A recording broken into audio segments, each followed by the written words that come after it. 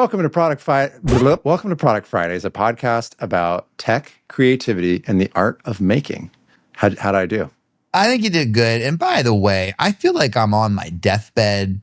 We have had an intensive week of work. Yeah. God. Can we just, I know our last episode was about design sprints and we gave the people what they wanted, which was 11 minutes of content and a 37-minute package. And we don't want to keep talking about the same stuff, but this is our lives right now. We are in this mega design discovery product sprint. Big client, high stakes, intense timeline, lots of executive We'll be jailed if we don't win. Yeah. Which we always find ourselves, and we're in the midpoint of the project. And whenever you're in the midpoint of these projects, I don't know why, you lose all hope for this thing ever. You cannot imagine a world where the executive presentation in just a few weeks will be remotely interesting. And yet we will pull it out. We will. So let's get to it. Do we want to do a product bracket? Yeah. Product bracket, like this versus that versus this versus that. What's the best product deathmatch? Yeah. And I'll ask ChatGPT to just make it for me right now. Okay. Yeah. 8 total, right? 8 total, please. They should be popular iPhone apps that we definitely both have. Is that good? They should be popular apps that are available on a smartphone. Okay. Well, I'm sorry I take a moment to engineer the prompt for a better result. So we're choosing the best app. like basically, or how about this? Like the app that if it loses is no longer in your life. You no longer have this app. I actually think that's interesting. All right. These apps are like utilities. They're like electricity practically. Okay, so I'm going to turn off sharing for right now. That's okay. Yeah. And I will read them out to you and we'll have the conversation. You ready? Okay. I feel that you have an advantage here, but that's okay. All right. First matchup is YouTube versus Amazon. And we should spend no more than 90 seconds now. I'm saying YouTube. Amazon, well, we've already had a discussion. Maybe good for the cast someday. I canceled Prime a little while back. Life has been way easier without it than I ever thought. You can usually get free shipping on stuff anyway. You're still using Amazon, by the way. You're still using Amazon. You just don't have Prime. Sometimes using Amazon. And honestly, I'm only using Amazon if the product is not available anywhere else. What turning Amazon off has done has rewired my family's brain to stop consuming and buying all the time, and I need it in 2 days. Before we canceled Amazon, every Sunday night, breaking down boxes, I felt like I was in the shipping department of a Trader Joe's on delivery day. Yeah. Breaking down 6,000 pounds of cardboard. We don't do that anymore. We just have less stuff. I don't know. It just feels freer. We're giving less money to the Amazon corporation. It's sometimes annoying. And by the way, they also give a lot of free trials constantly. So in a pinch for one thing, I got the free trial. You got the trial. But life can go on without Amazon. Now, can life go on without YouTube? Yeah, but I get joy from YouTube. I get entertainment. And what is entertainment but a distraction from our own mortality? And that is more important to me. Just to keep things moving, I actually agree now that you say that, because I can just go to Walmart.com. It's fine. And I will say Walmart has way less stuff than Amazon. It's kind of crazy, but yes. Okay. Well, don't try to convince me out of this. We're killing Amazon. We're keeping YouTube. Wow. The next matchup is Instagram versus Gmail. I'm going to go first this time. I'm chucking Instagram out the door. Goodbye. It's going to make my daughter feel terrible about herself in a bunch of years. I love Gmail. It has all my emails for 1 million years, and it's just simple and easy to use. Do we agree? Yes. I deleted the app long ago, and I use the web version, which is intentionally crappier on Meta's part, and I'm fine with it. And it adds almost no value to my life other than the ability to occasionally inform my parasocial relationships of what's going on in my life, which is honestly convenient because I don't have to email 6 people or whatever I used to have to do. Okay, well, look forward to using Gmail more then, because you're going to be. We are keeping Gmail. We're dumping Instagram. Next matchup is Google Maps versus TikTok. Go. Well, we got Apple Maps, and we've had discussions before about that versus Google Maps. But TikTok, I think there are a lot of people who would say, oh, it's got to be TikTok because the entertainment is unique to that platform, blah, blah, blah. I'm just not a TikToker. I've tried to be. I'm too old. I should accept that. I don't find that it adds value to my life. So that's kind of the old grandpa answer. Like Google Maps is literally takes me where I'm going. Yeah, like this one to me is more, it's less I love Google Maps, but I'm more like TikTok might be bad. Yeah. And I kind of would like it to not be around. So let's use this power offensively. Let's get TikTok out of here. Yeah. We'll keep Google Maps around, but I don't think Google Maps is long for this earth. Okay, you ready for the next one? Spotify versus WhatsApp. I'll go on this first if you don't mind. Both of these are tough for me because they both have really clear replacements in my life. If I didn't have Spotify, I would just use Apple Music. And by the way, I used to pay for both because Apple Music used to work better on my watch. And if I didn't have WhatsApp, which I would just use iMessage even more than I currently do. I'm kind of split on this. What do you think? Well, it's funny. I feel like with the Spotify thing, it's unfair to say, oh, I'd use Apple Music because it kind of misses the spirit of the thing, which is like an amazing catalog of the world's music available to you at all times. Like that, I don't want to lose. But yeah, I guess I could just use Apple Music. You would think WhatsApp is the same because there's an app that can replace it. And yet that feels unique for like Apple Music and Spotify serve the exact same use case. And they compete on like small things like who gets an artist release first and who has better personalization features.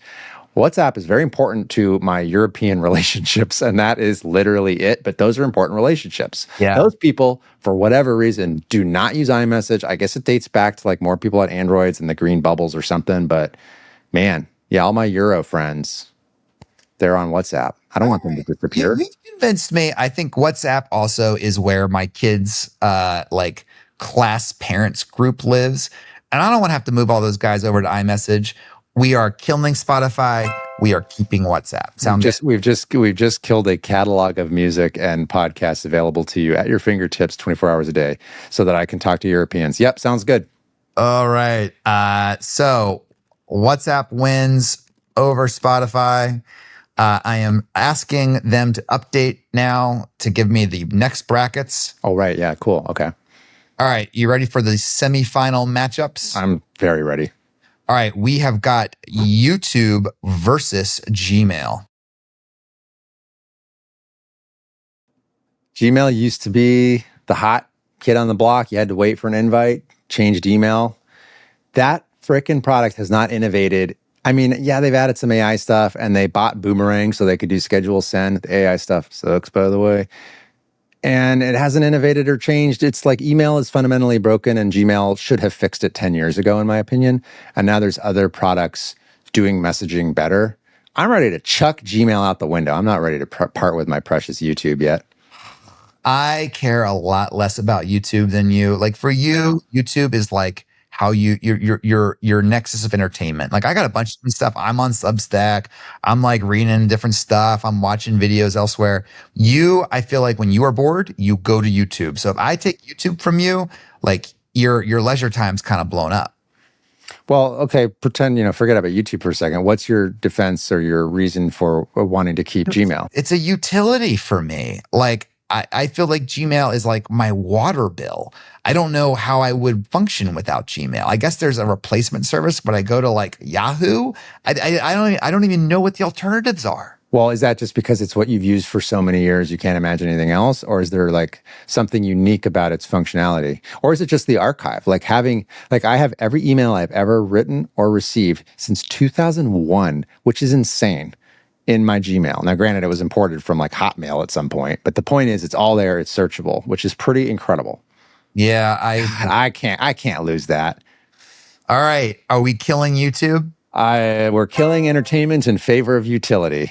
All right. Well, another one coming up then is Google Maps versus WhatsApp. Now, I want to frame this up real quick. You a minute ago were like, I could just use Apple Maps, but then you yelled at me for saying that I could just use Apple Music. So no, I agree. I think that also feels like an unfair one because there's such a close analog product. So to me, it feels more like, do you want to be able to map places or do you want to be able to talk to Europeans? And I'm sorry to my European friends and family, but I need to get places. I totally agree. WhatsApp pales in comparison to the number of times per day I use Google Maps. Sometimes I just use it for fun. Like I was Yeah. like, I'm going to New York in a few days, and I'm like, if I wanted to bike to Park Slope from Penn Station to see a friend, what would that be like? And I had like a fun little journey on Google Maps. I'm not Yeah. doing it on WhatsApp. I used to do. You ever done a thing where you like start from the space view and you zoom in until you find your house? Last night, my wife and I are planning this trip to LA with the family, and there's this hotel with this great pool off of Sunset Boulevard. But I forgot that it was off of Sunset Boulevard, and I started with like the map of the U.S. and I was like, I will find this hotel, and I will pan and zoom and pan and zoom and pan and zoom, and I found the hotel. It's the Mondrian. Good hotel. Nice. Okay. So we are killing WhatsApp. We're keeping Google Maps, which means we have our very Google centric final showdown: Gmail or Google Maps. Oh, is this the final? Yes, it is. Oh, this sucks. It's like when like two teams you love are fighting. It's like when your wife's team and your team are going up against each other. I guess you still want your team to win in that case. Can you go first? Yeah, I'll go first. So I think we have to clarify something about Gmail. I think we are not saying that email no longer exists. I don't think we're saying that. Yeah, so let's define what it is that we're debating. You're saying Gmail blinks out of existence, meaning every message you've ever sent through it and all of its functionality is gone, and you have to use Yahoo, I guess. And with Google Maps, we are kind of saying that GPS doesn't exist anymore, a little bit. Yeah, I'm willing to, like, I think that's a more interesting academic exercise, right? Like, the concept of GPS, okay, in this world, do paper maps still exist? Of course. Yeah, right? That's different. Okay. So do you want the ability to digitally wayfind, or are we saying it's that versus an archive of your life in email form and the ability to communicate with people in email? I feel like if we're saying it's digital wayfinding versus, the versus has to be email. Well, then email. It sucks. Excuse my language. You're right? Email. I mean, email sucks. Email is a public to-do list with global write access. Everyone in the world is allowed to add to your to-do list. For some reason, everyone in the world has permission to put something in front of your brain that you now are obligated to deal with. That sucks. Who came up with that? I guess the alternatives still exist, which is I could text you, I could call you, I could write a letter to you. Well, yeah.